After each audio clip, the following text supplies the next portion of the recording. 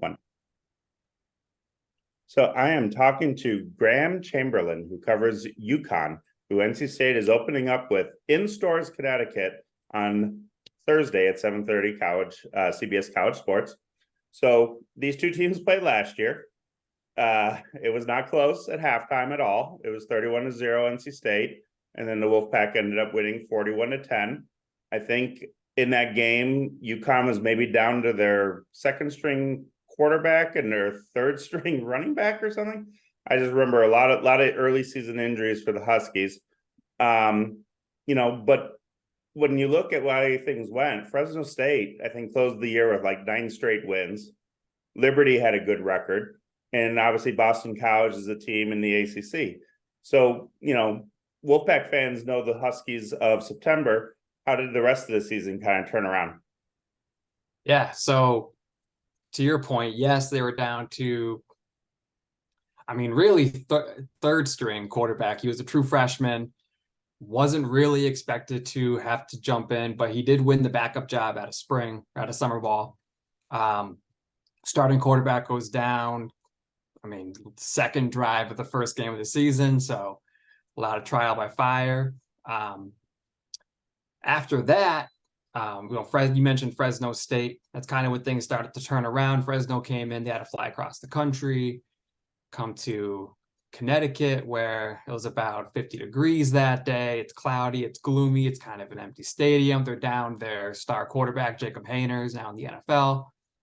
So all the pieces kind of came together for an upset. And UConn was able to hold them to 30 rushing yards that day. They really kept their Fresno State's backup quarterback in check, and they're able to come out with a 19-14 win. And after that, they're able to go on the road to beat Florida International, who's not great, but given that UConn's had 6 wins, including that one on the road, since 2013, I believe. So they're not really a great road team. So anytime you could beat somebody on the road, no matter who it is, it's positive. And they kind of just had some fortunate circumstances. I mentioned Fresno State.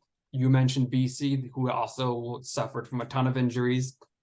Yeah, especially on the offensive line. Yep. Offensive line was decimated. And there was guys for UConn that were not necessarily starters, or guys that were kind of mixing in and out, and they had career days that day.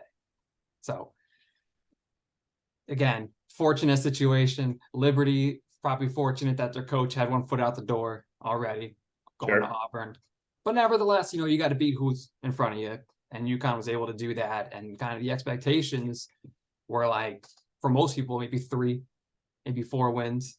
You want to beat your FCS opponent, Central Connecticut State. Mm-hmm. You want to try to beat UMass and then Florida International. And anything else after that was kind of just gravy. Sure. And, to get to a bowl in the first season for Coach Mora, that was huge. Obviously, I think State's undergone a lot of changes offensively. What are some of the things that has been the buzz about the Wolfpack, or things you've been curious about? Well, we know, obviously, that Devin Leary's gone. He's at Kentucky. But there's Brennan Armstrong from UVA. And even though, last year wasn't great for the Cavaliers, he put up big numbers in 2021. He's reunited with his offensive coordinator now down there in Raleigh.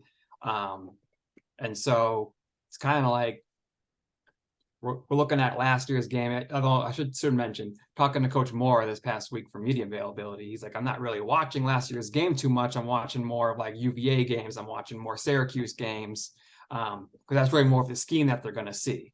And that's funny, because I asked Coach Dorn today about, what it was like to track down Maine video and studying Maine's offense.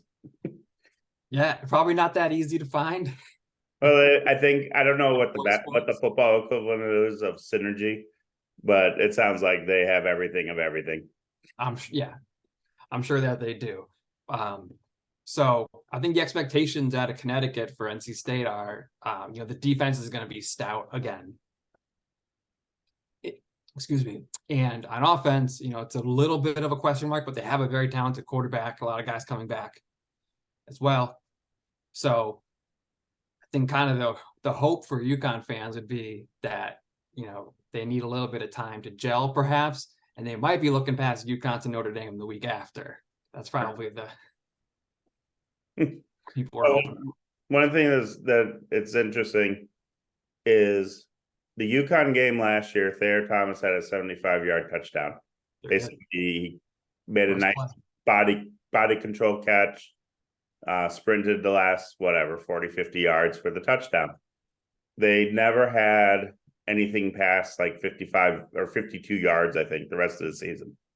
That was the one big long play of the year. And Thayer Thomas, is long gone now. Yeah. Maybe he'll make the practice squad of the Minnesota Vikings, but it's basically a brand new receiving corps. And the two guys that are the veterans, they've been full of praise of Keon Lassane, who's a senior who's been in the program, from day one. And, last year probably had like 30 catches or somewhere in that ballpark.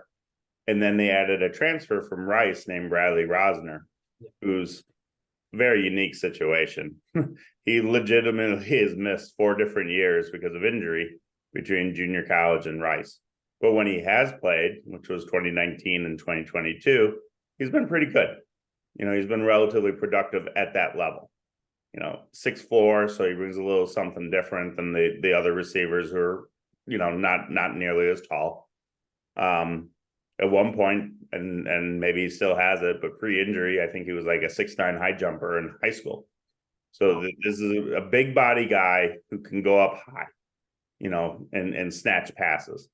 So, the other addition that they added through the portal was DeCorey Collins from Clemson. Had some flashes, ended up quitting the team last September. And then, waited until he could get recruited. And then finally, the season ends and NC State ended up signing him. But he's been a little bit injured, like little here, little there. Nothing, it doesn't sound like anything major. So, like, one of the big questions with the new offense and Brennan Armstrong, your quarterback, is can he create big plays, or as Dave Doran called it, explosive plays with the receivers? I actually think, if everyone's healthy, the running backs catch the ball. Michael Allen, Jordan Houston, the H-back types or tight end types, whatever you want to call them, flex guys, Christopher Tootle, Trent Penix, who had all kinds of injuries last year, which derailed his season. They can catch, they can do some things. But I'll be curious, who does NC State go to on 3rd down and 6 to get the first down? Who do they go to in the red zone? Who makes those plays in the passing game? Yeah. When you've coached as long as he has, you can only imagine how many red zone plays he's called over the years. So, like, there's nothing he hasn't seen from an offensive coordinator standpoint defensively that, that's going to trick him up.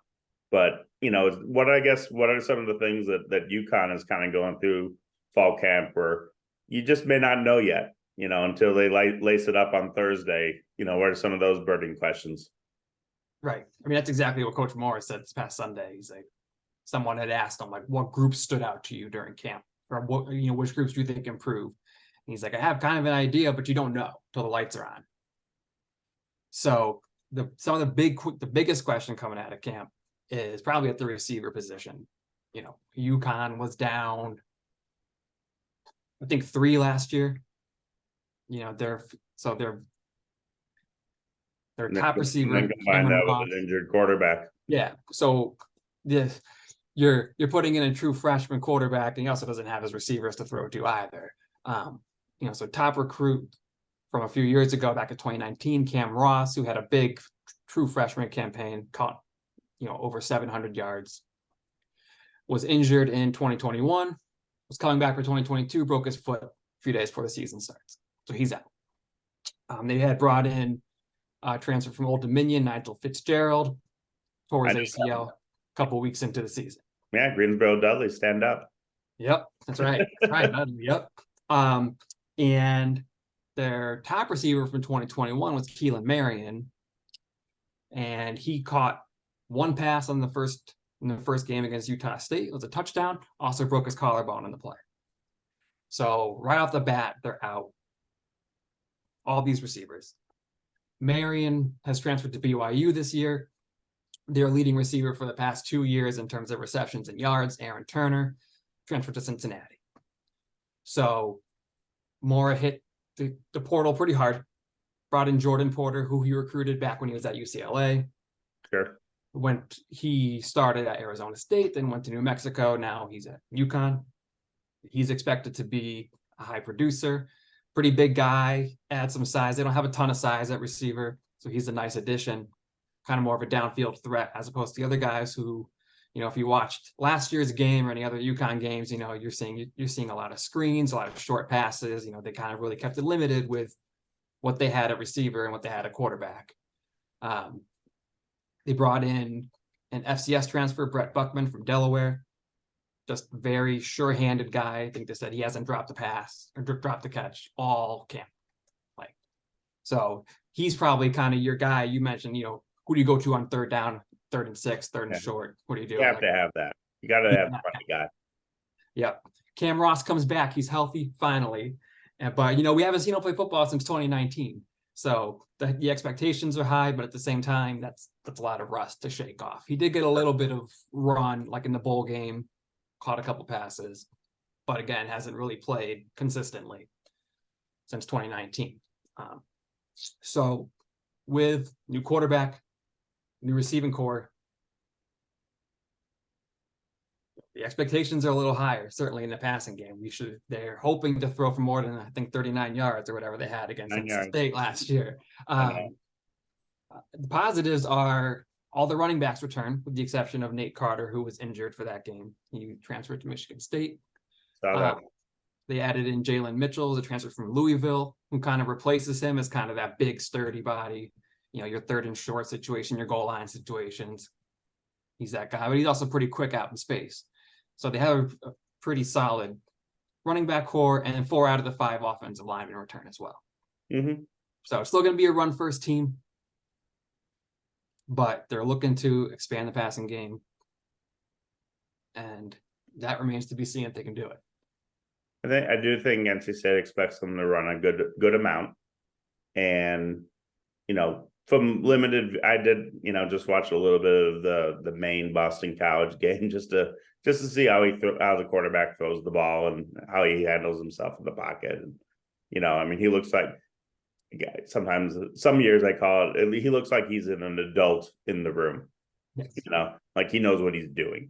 He clearly has a feel for things, and he has a quick release and has a little bit of juice to him.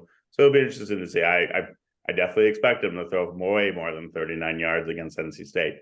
But, it's interesting, injuries in the past have really helped NC State's defense for this year. So there was a little concern at different points last year when people looked ahead. They saw, I think, 7 different key players who were going to graduate or move on. Couple of the linebacker, or maybe among the players, a couple of linebackers had very difficult decisions. I personally thought Peyton Wilson would go pro and Drake Thomas would stay. Ended up being the reverse. Peyton Wilson stayed. Drake Thomas ended up going pro. To show, like, Drake Thomas is a terrific college player, but to show how hard the NFL is, and we're recording this on a Tuesday when they just went through NFL cuts. Drake Thomas did not get drafted, signed with the Las Vegas Raiders, had from all accounts a very good preseason, and still got cut because that's just the nature. Now he could make a team or make a practice squad, but it just shows, and he would have been, a darling of the NIL world and everything that goes with being a star linebacker at NC State. But what has actually happened is, because Peyton Wilson missed time pretty much all but 2 games 1 year, because Isaiah Moore got his season cut short 7 games into the season 1 year. Jalen Scott and Devin Betty played a lot at linebacker 2 years ago. Because Tyler Baker-Williams missed time at nickel, players like Devin Boykin, a little bit of Jakeem Harris played a lot between nickel and safety.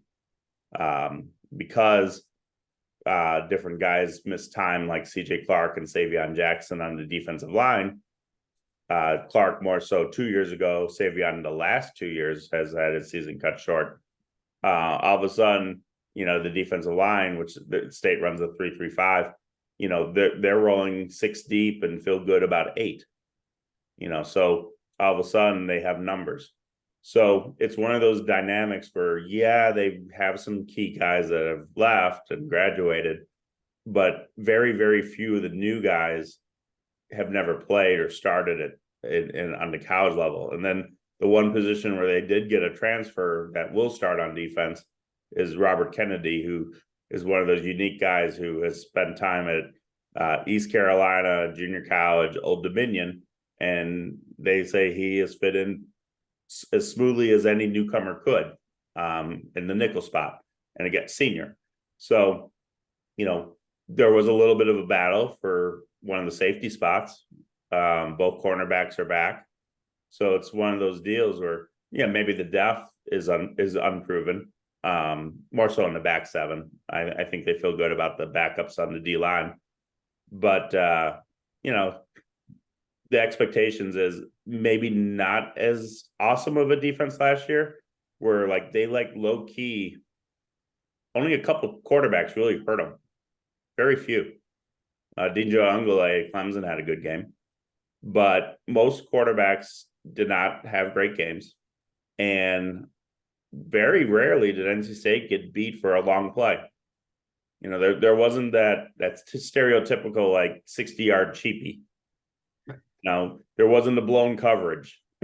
There wasn't the missed tackle and the guy goes for 50 yards. They just didn't have any of those mental errors. And I don't know if they will this year either, because again, these guys have played so much football. It will be curious, which players emerge as pass rushers. In State scheme, it's more so the linebackers or guys in the secondary on blitzes. But, it sounds like UConn's kind of in the same boat, where I think they said, 10 starters are back on defense. And obviously the middle linebacker is just an incredible tackling machine. Yeah. So most everyone comes back. They lose Trey Wortham as a cornerback. He's either an XFL or USFL, one of those now. Sure. He got picked up there. Brandon Boye-Randall, he signed with the Buccaneers. Got to see if he made cuts today. I'd be surprised if he makes the roster. But he was a guy that, he was similar to Rosner. That was his 7th year of college football. He had played at Texas Tech and he played at Michigan State. So they had guys that had a lot of snaps. I remember him. Yeah. So now everybody comes back and they're a little more unproven last year. And it took them a little bit to get into their scheme because they lost their defensive coordinator, left the team a couple days for the opener against Utah State. Jim Mora takes over the defense and kind of is trying to install a new defense while the season's starting. So you see those first 4 games, you see them against Syracuse, against Michigan, against NC State, and it looks really bad. It's the same. It's compound the talent differential with trying to implement the new scheme as well. So you really started to see once with Fresno and onward, you started to see the defense really start to get a lot better as the season went on. The defensive line is a big strength. Got Eric Watts, who's on the Senior Bowl watch list, Dalmont Gordine, and Jelani Stafford. And then you kind of have a bit of a rotating cast at the other defensive end spot. Coach Moore says he has 11 to 12 guys that he feels good at any given moment rotating in there. It was a very deep position. I would expect to see Price Yates and Colin McCarthy at that other spot, kind of splitting time. Yates had a big game against BC. Couple 2.5 sacks, so really got after Jurkovich. And at linebacker is a little bit of an unknown, even though there is a known in Jackson Mitchell, a middle linebacker. Like you mentioned, he had 140 tackles last year, his 2nd straight year of 100 plus tackles. They lost 2 guys, one who was there for 6 years and one for 7, Boye-Randall. So they lost the guys who had a lot of snaps. They bring in Eric Gilliard, who from Kansas, but also UCF. Sure. So UConn actually played him as a freshman back in the AAC days. Last year in the AAC. He was a former NC State recruiting target. Oh, was he? Okay. Makes sense. Yeah. I think that they found somebody that they liked a little bit more, but he was on the board for a hot minute. Gotcha. Good to know. Bringing Gilliard, he's kind of expected to back up Mitchell. At the other outside linebacker position, they have one of their own guys, Tui Brown, who is kind of he's not a name you heard a lot. But the coaches really like him. He's gotten some game experience the past couple of years. So a little bit of an unknown, but from what I've seen at camp, he's going to fit in just fine. He certainly gets after the ball. All the linebackers, like, they swarm the ball, especially guys like Mitchell. Forgot, I should have looked up the stat, but I think he was like top 10 last year in forced fumbles and recoveries. Like, he'll get after you. You got to watch for the strip sack with him. He's pretty proficient with that. Had one of those against Liberty. So he'll be the guy that anchors the defense. And at the other linebacker position, there's Noah Plack, who was a Delaware transfer. Similar deal as a grad transfer, a lot of snaps, played for 4 years at Delaware. You know, that's really what the staff is prioritizing. They want guys who played a lot of snaps, and that's why they went with Joe Fagnano, a quarterback, because this kind of the deciding factor was, you know, he started for several years at Maine. Yeah. He's got snaps under center, and the other guys don't. So that's really what they're going with. In the secondary, you know, I mentioned they lost Trey Wortham, but they bring back Malcolm Bell, who's a talented guy out of Canada. The other cornerback position, they have a couple transfers. They have Mumu Bin Wahad from West Virginia and Armani Archie from Washington State. So we kind of expect to see them splitting some time. I think it was Archie that was ahead of Bin Wahad on the depth chart. So expect to see him starting. At safety, they got a big high energy guy, Durante Jones. Been here for a couple of years, started as a true freshman. Yeah, he led UConn in tackles against NC State last year. Yep, he does that a lot. I think he had double figures in the game. Yep. So he gets tackles. Even as a true freshman, I think he had 9 against Clemson when they played. So he's a guy that is all over the place, that very much like an emotional leader of the team, brings the energy, and a hard hitter. Sure. So they feel pretty good about where they're at on defense. Linebacker is a bit of a question, but like it's been for a lot of years for UConn, the question is, can they put an offense together? So it was interesting when I was looking at the depth chart for UConn. I saw that the returning kicker was listed second, but I was like, oh yeah, Joe McLaughlin. I know that name because State tried very, very hard to get a kicker from the same high school, Westlake High in Austin, Texas, I believe. And, you know, so talking to that kicker, you know, he was telling me the lineage. So McLaughlin was really good, and then he goes to UConn, and then the next kicker was unbelievable, and he went to Texas A&M. So here's this kid who, from all accounts, according to the kicking gurus, is #1 in the country, but has never really kicked for his high school team because the kid going to Texas A&M and McLaughlin were just so good that he's had to wait his turn. So I thought that was interesting. And then, you know, State had the best kicker in the country last year, at least arguably. But Christopher Dunn, he went 28 of 29, won the Lou Groza Award. You know, didn't get drafted, but was invited at least to, you know, spring stuff with the LA Rams. But again, shows how hard the NFL is. Maybe he'll latch on somewhere after today when teams are trying to figure out their kicking situations. But they brought in a Western Kentucky transfer who had been a Lou Groza semifinalist 2 years ago, because I think he went 13 of 14 during the COVID year. And then the next year, or maybe it was 3 years ago, then his junior year, he went 23 of 29 and had like some ridiculous amount of extra points. Mm-hmm. Maybe like he had a lot of touchdowns over there. Well, Bailey Zapke, he was a quarterback at Western Kentucky, right? He was in the news today for the Patriots cutting him. But I believe Zapke's probably put up video game scoring numbers at Western Kentucky, right? Yeah. Well, Braden Narveson was his kicker. So 1 year he had like 71 extra points, which is incredible. So it was interesting. They said that he was not the guy, you know, the entire spring and summer, that he was getting competition from Colin Smith, to Colin Smith's credit. But, you know, depth charts came out and he won apparently the battle. And then the punter, so State's got a little lineage going at punter where AJ Cole makes the Raiders a couple years ago. And then Trenton Gill walked on to the program, ends up being terrific, makes the Chicago Bears as a draft pick. And then they brought in a grad transfer last year from Townsend. Middle of the season, or like 2/3 in the season, he got hurt. So they try this lanky redshirt freshman walk on from a nearby town. No one knew what to expect.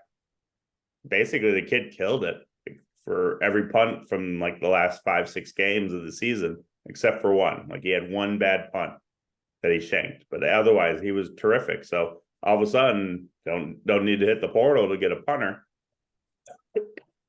They have Julian Gray back at kick returner. And then they had an open competition at punt returner that Jalen Coit won, who's a redshirt sophomore. So all of a sudden, and then they love their long snapper. Like Joe Shimko is as well known a name among long snapping circles at NC State as any long snapper they've ever had.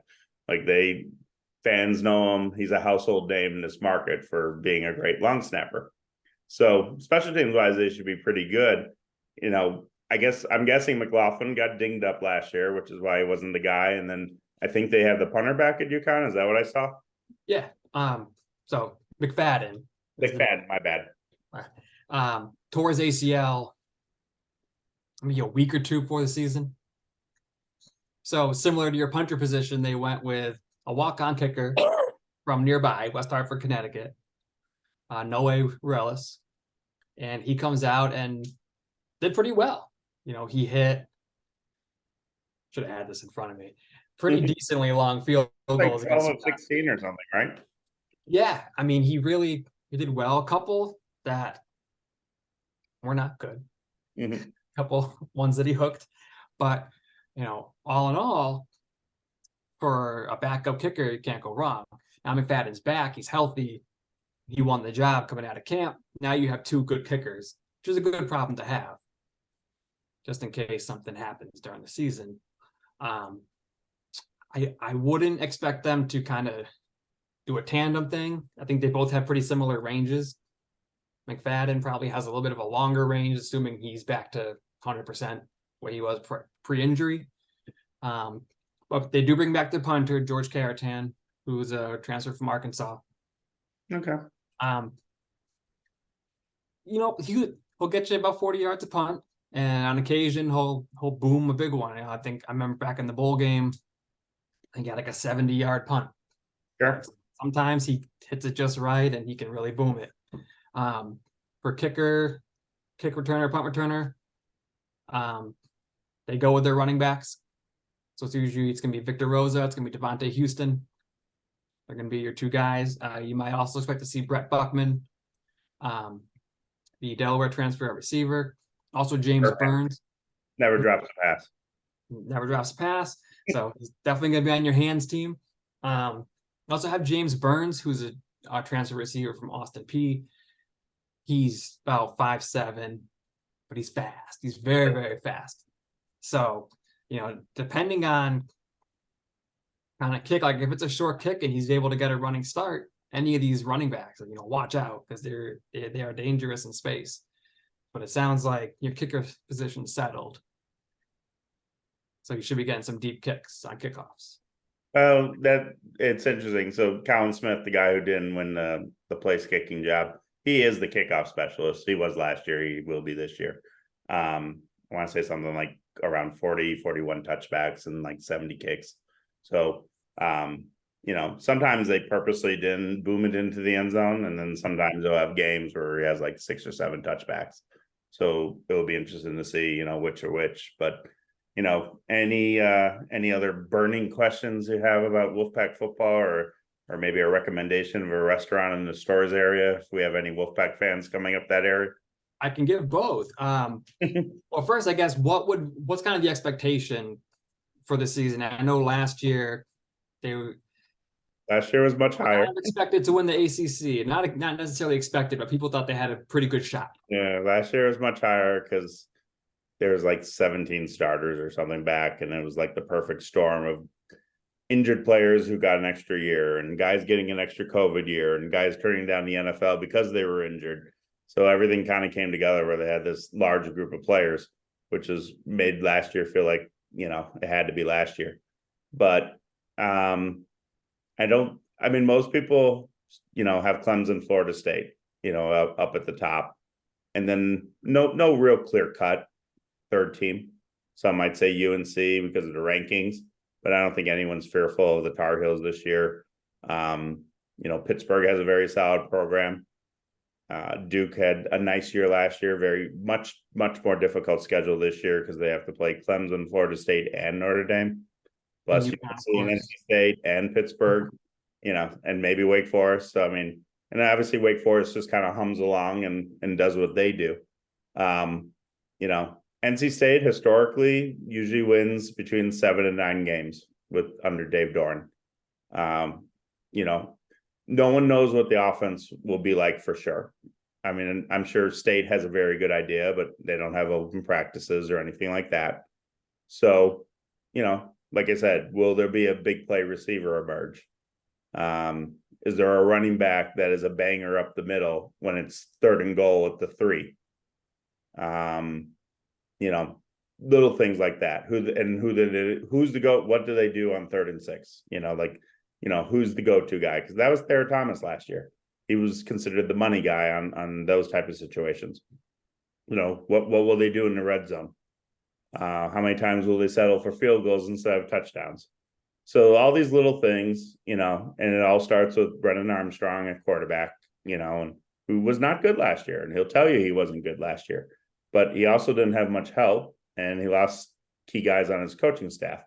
So it wasn't just the coaches that departed Virginia. His offensive line did too. His tight end is in the NFL. He had another key receiver get injured. So, and then they had the shooting. So, everything could go wrong for Virginia seemed to go wrong last year. So I'm sure a fresh start in Raleigh is been nice for him. But that's kind of like the gist. If I think State fans would be ecstatic if the team won 9 games. I think they'd be very happy, very content if they won 7 or 8, depending on how the year goes. Like, say you beat UNC or you win the bowl game, how the year ends, I guess. Right. But any great restaurants and stores, it's funny. People always talk about different things about Connecticut, but no one really talks about what to do in stores. Well, there's not much to do in stores. It's kind of out. For our standards, out in the middle of nowhere. Yeah. And the stadium is actually about 30-ish minutes, depending on traffic, off campus, closer to Hartford. So Sure. if you're coming to the game, I hope you're staying in Hartford or near Hartford. Otherwise, you're gonna have to drive through the woods to get to the stadium. If you're in Hartford, the place called Bears Steakhouse, Smokehouse. It's pretty popular. It's a place that I would definitely recommend. If you're in stores, where do you go? Well, we'll say wherever the game is. That's fine. If it really is closer to Hartford, then there's probably no reason to see stores. Unless they want to see Gamble Pavilion or something. I don't know. See a bunch of championship banners for men's and women's basketball. Yeah. You can head up to campus. Like I said, it's about 30-40 minutes, depending on traffic. Going to be in Hartford. Bears is the place to go. Head on over to Main Street, go to City's team. They brew their own beer. It's a great place. Cool. Recommendation. And then where can people find you on Twitter? Or ways to read your content this week? Yep. So I am on Twitter at pausearfblog. And I'm on the UConn rival site, connecticut.rivals.com. Working on season previews for each of the games so far. We also have some practice recaps because UConn does have open practices, at least weekly, open to the media. So we cover those and have some recaps there. Cool. Well, this is JC Zumbo of NC State Rivals. Ironically, saw a lot of Ahmad Noel this past summer, so UConn fans will be enjoying him at point guard. We're excited. But we appreciate you taking some time, and we'll see how this thing goes on Thursday. All right, sounds great. Thanks for having me. Thank you. Right.